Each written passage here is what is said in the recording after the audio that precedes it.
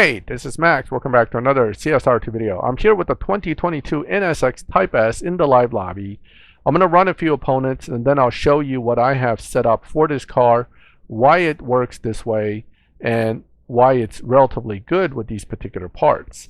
Now, this is one of the better live racers when you have the right stage 6s, because much like the Regera, Koenigsegg Regera, the Gemera, and a few other cars, it generates a particular kind of low performance point high evo tune when you have certain stage 6s installed.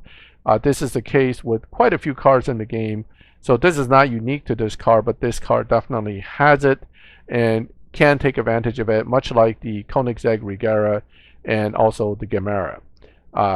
You know, the Regera is most well known in this lobby probably for that particular low performance point high evo type tune. Here comes the bots. I'm going to run one.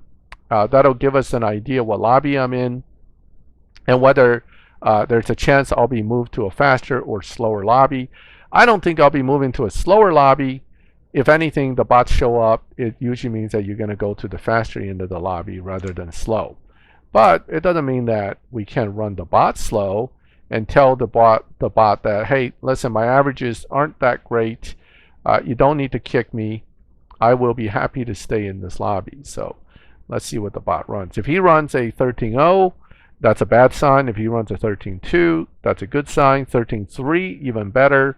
So it tells me that I am stable in about the 12.2, 12.3 lobby. My car is doing well. Okay, so one thing I can do after that is move out of the lobby and come back in just to see if I move. If I don't, that's a good thing. If I do move, that's a bad thing. But it's not necessarily a terrible thing. It depends on where I move to.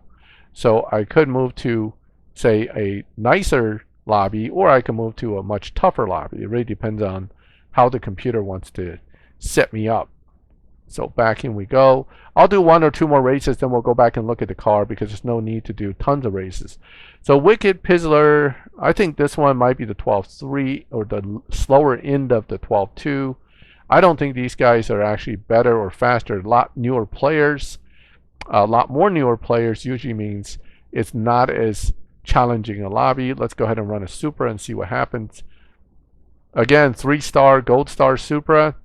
Yeah, you can still beat Dyno, but no, they're not going to be super good in live. They certainly will not lobby as well as the Purple Star would. Okay, so I'm already way ahead of him in 8th gear. I don't even need to go to 9th gear. He's going to slowly catch up a bit, but boy, that was a slow run. So naturally, I don't believe I'm in a faster lobby. Certainly, it's not a 13-second lobby, but you know, when you move to a lobby where there are a lot more newer players, that usually means at the easier end of the lobby for some reason, the computer's moving you because it feels that you're doing just fine, or lobby advantage should be given to you. Okay, so I'm going to jump in and out one last time just to see if I'll move back to the other lobby or not, but really at this point, I've kind of made my point that this car is lobbying very well. Now, I've been racing it all night, so this is not something I just got the second I set up the car.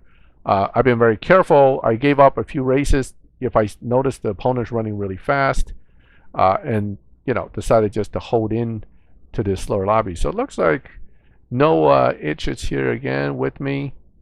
I've raced him before. He ran like a 12.3, 12.4.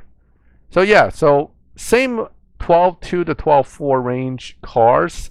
It just, I think I'm on the slower end of the lobby here. That's all. Since no one's racing me, let's go back and take a look at the tune on the car and the settings, and I'll explain why this car is good in live with these particular parts. Alright, so you have, with this NSX Type S, 2 stage 6s installed. They're both very influential in lowering your performance points. Watch what happens when I remove one of them. Shoots right up, and if you remove both of them, it gets even higher. So really, your evo is not going to be good and your performance points high, so it's not a very competitive car without these 2 stage 6s. Now, if you get a 3rd stage 6, that can only help. it doesn't hurt. But you see the difference in tune just with the two stage 6s. So these stage 6s are very important. This is a stage 6 dependent car. Without it, you really can't do much. Now I tweaked in one stage of nitrous. I mean, you can probably throw in a stage here and there of turbo or nitrous, but notice the jump again. When you add stages like that, you get a nice jump in the performance point without the associated jump in Evo. So if anything, it's only to tweak it so it's closer to a lobby edge, but I wouldn't really worry about it too much. Without those other parts, this car dynos at about a 11.9. Let me see if I'm still on the right dyno here. It should be a 11.9 dyno. 11.896. I mean 11.9 basically. So you got a 11.9 dyno car that's going to be able to run in a lobby that generally runs 12 to 12.2, making it very competitive. And slower end of that lobby, people have ran 13, 12.8, 12.6. I would say you would be able to take on 90% of the players and have a pretty easy win. And then the last 10% would be kind of a tough win. You may have to push the car some.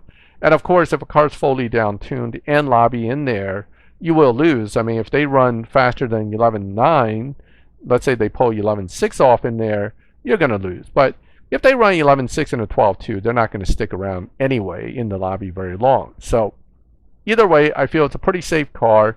It's a good 5-star car, but again, very stage 6 dependent. If you don't have those particular two, I wouldn't even bother building the car, quite honestly. It wouldn't really be worth it. The other pieces, of course, fusions are still tough to get. I'm missing quite a few epics, so this car has a little more in it potentially, but not much. Given the parts I've upgraded, I think I'm missing 1 or 2 red fusions. So I may get another 20 Evo out of it, or 30 Evo at most. That isn't going to make or break my tune. It just makes the car slightly more competitive at the same tune. Anyway, that is the 2022 NSX Type S. We're going to close this video off again with looking at the parts upgrade and the tune. So 12636 is basically what I have for those particular parts. And the tune itself, again, pretty simplistic. Mainly tweaking the final drive to get the maximum Evo. 1.5, you can do like 4.15. It'll give it maybe one more, eke out a little more, but it's not really necessary. So I keep it at that one, and 0 to 100. So that is it. If you like the video, please leave a like. The more you like the video, the more likely it'll be viewed by other players. If you like my channel and you like to get notified when I put up videos like this, subscribe, hit the bell, and you get notified when I put up new videos. And as always, thank you for watching my videos. I'll catch you next time.